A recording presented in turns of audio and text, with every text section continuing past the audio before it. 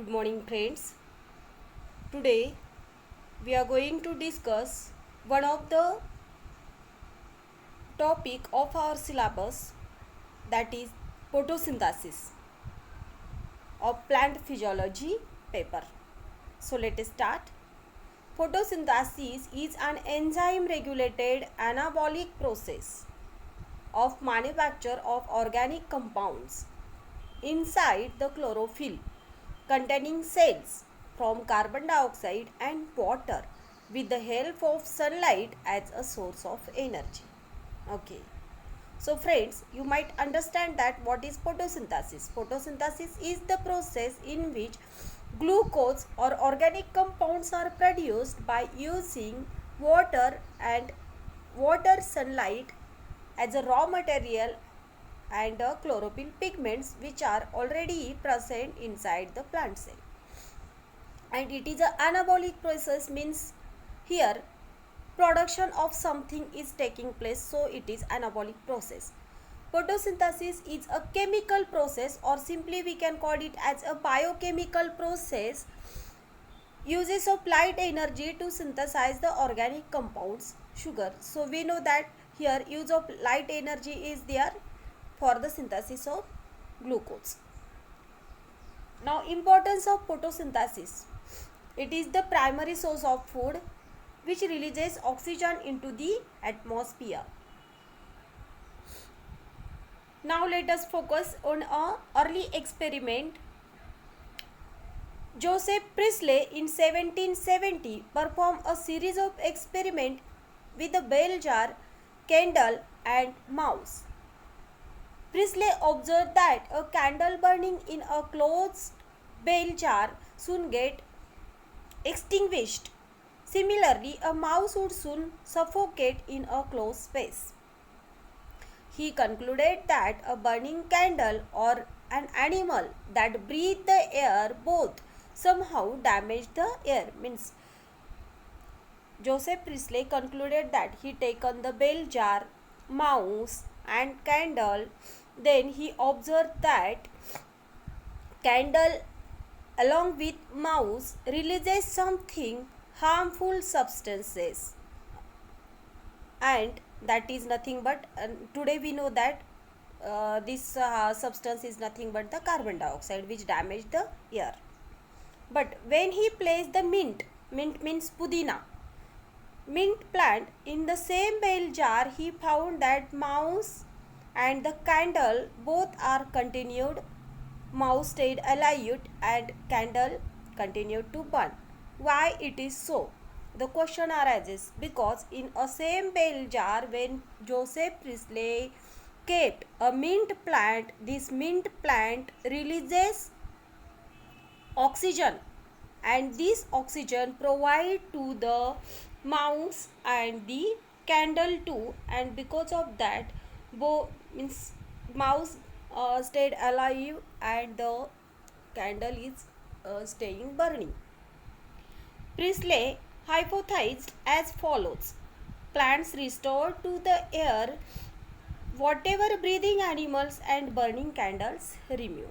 Means in those days Priestley don't know how, what the particular gas is called. Means nowadays we know that the harmful gas, this which is released by animals and while burning also, that is carbon dioxide, and plants releases life saving gas, that is the oxygens. Now we know that, but in those days Joseph Priestley don't know, but he concluded that something is releases like this. So this is the experiment performed by the Joseph Priestley. In first jar, what going to happen? Burning candle and mouse is there. Whatever the oxygen content inside the bell jar is used, and in bell jar B, candle and the mouse died here, and candle too also exhausted. In a bell jar third, when he kept mint plant inside the bell jar, both candle is staying burning and the mouth too is alive, From this experiment, he performed that plant is releasing something which is useful for burning and survival of the life. Now the second experiment performed by the Jan Egan, or we can call it as a Eganhouse. So he proved that sunlight is essential for the process of photosynthesis. In short, in 17 of 30 to 17 of 99, he showed that the sunlight is essential for the process of photosynthesis. He performed experiment with an aquatic plant and showed that in bright sunlight, small bubbles were formed around the green plants, while in the dark they did not. Later, he identified these bubbles to be of oxygen, and hence he showed that it's only the green part of the plant that could release the oxygen. Now see here, students, what's the thing is here.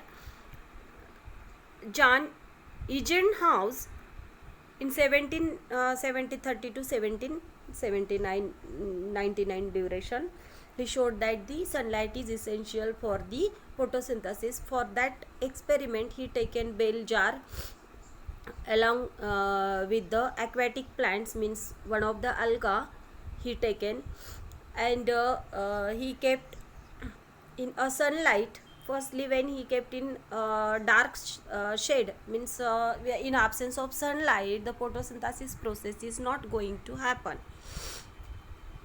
And when he kept in a sunlight, then he observed that the process of photosynthesis is going to happen, and the bubbles are forming on the surface of water, and these bubbles are nothing but the oxygen. Means during the process of photosynthesis, oxygen is released, proved by this scientist.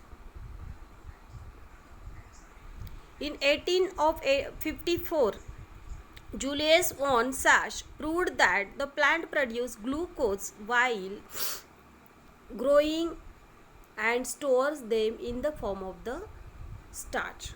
Okay. He experimented that the plant have green substances which is present within the cell in a specialized bodies. He found that the green parts in the plants is where the glucose is made, and that the glucose is usually stored in the form of the starch. Now the next scientist, T.W. Engelmann, he proved that Engelmann, what he done? He proved that the what we called it as a means he used as a prism, and he passed the white light from the prism and split the light, splitted into 7 different colors behavior, and found that which one part of this light is photosynthetic part. Understand? Means violet, indigo, blue, green, yellow, orange or red. When the white light passes through the prism, it split into 7 different colors, and after that he proved that which part of this, means sunlight having a different types of the light, that is rays, radioactive rays, alpha rays, beta rays, infrared rays, X rays, gamma rays, and visible light too. So out of this only visible light is useful for the process of photosynthesis, he proved from this experiment. Green algae, Cladophora, placed in a suspension of aerobic bacteria were used to detect the site of oxygen evolution. He observed that the bacteria accumulated mainly in the region of blue and red light of split spectrum. It explained the absorption spectra of chlorophyll A and B. So, you understand, friend, what he done? what he done by Engelmann, he proved that in which part, means among which part is most photosynthetic part. For that he used the alga and then photosynthetic bacteria, aerobic bacteria. So he observed that aerobic bacteria are accumulated in the region of red and blue region, means where the oxygen releases.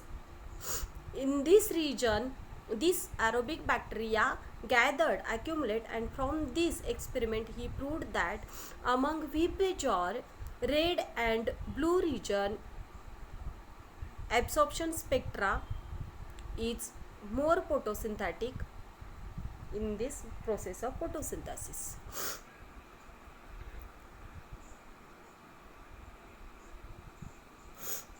Key features of photosynthesis was first explained in 19th century, and that plants could use light energy to make carbohydrates from carbon dioxide and water. The empirical equation of the photosynthesis is carbon dioxide, we know, raw material, one of the water is another one raw material. Using the sunlight, production of carbohydrates along with release of oxygen, this is the equation of photosynthesis. Okay.